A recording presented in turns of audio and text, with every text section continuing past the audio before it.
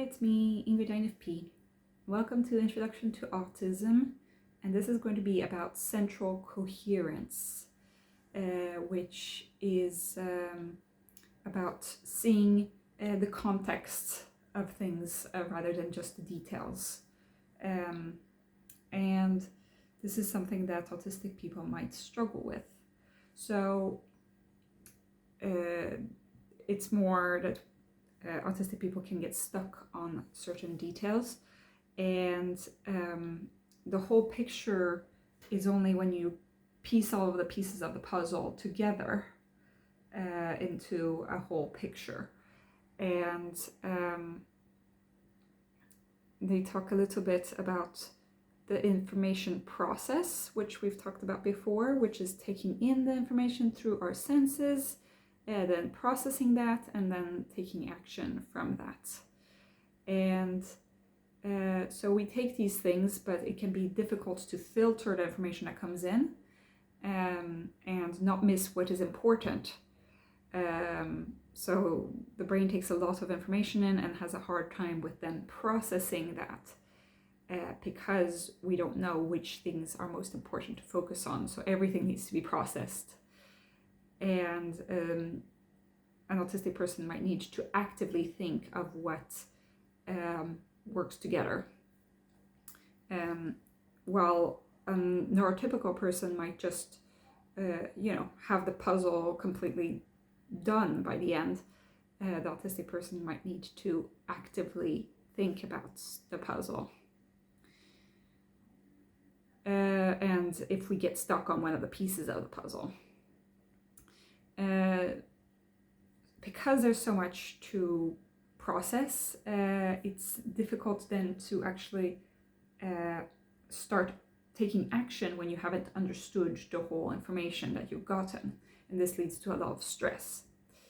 It can also be difficult to summarize what happened and if something happens, and that's where it's important to use our 8 questions, what we had in our previous video. How, what, where, with whom, what time, that kind of thing.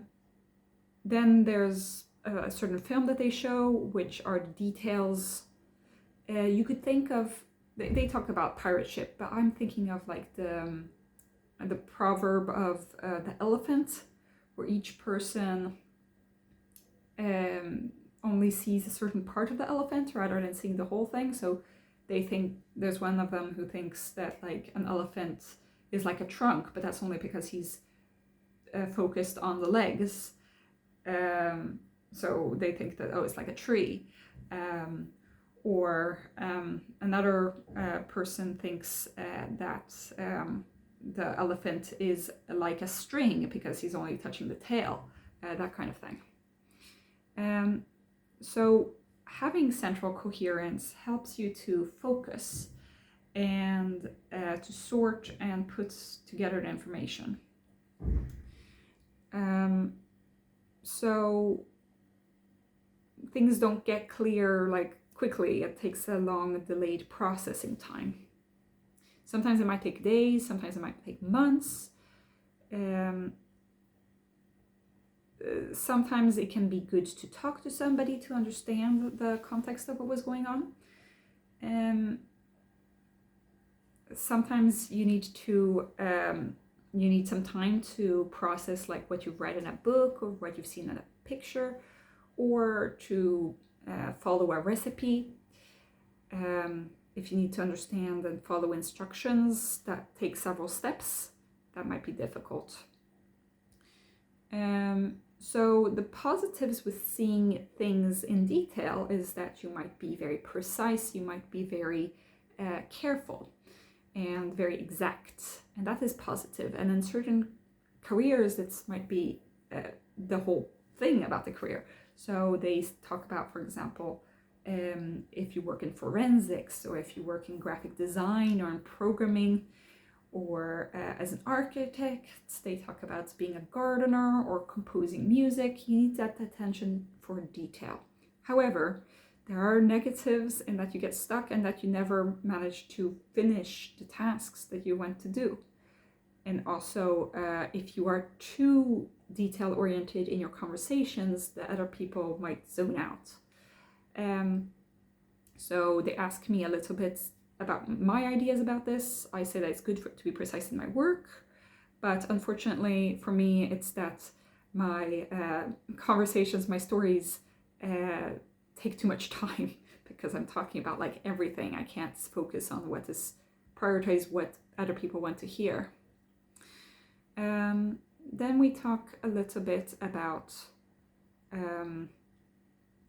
for example, if you have to summarize a book or a film, you could use a recension of these from online and use that kind of as a template for how you could summarize something. Just be careful to not like steal somebody's ideas, but you know, that is a way of figuring out what is seen as important and what is prioritized.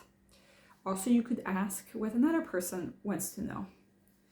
I actually am kind of iffy about this example because, so you could ask, what do you want to know about? If somebody asks you, oh, how was your weekend?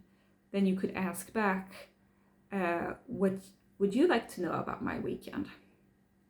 Which kind of puts other people in like such a positive light. I don't think that in general people are really interested in hearing what I have to say. And they might not be interested at all in knowing anything about my weekend. So maybe they were just asking the question because that's the question that you should ask, you know?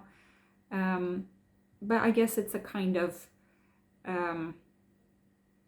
you know, it's a kind of asking for clarification. Then we've got social situations, which are complicated, and you can speak through your body language and through your verbal language. And things don't come automatically for a person that is autistic. So, for example, you might have a hard time with like understanding cues, and it's a lot of information to take in, and you might just see a detail which is difficult to put into context. There's a lot of stuff that is not said with words, and that is just subtext, which is really difficult. And some people are like, of course, like this is so obvious when it might not be so obvious to understand. So, and then it talks a little bit about how having a low central coherence might mean that you have a hard time with your executive functions, which I've talked about in my previous video.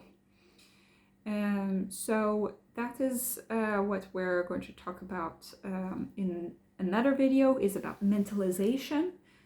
So tell me what you guys think. Have a great day. Bye.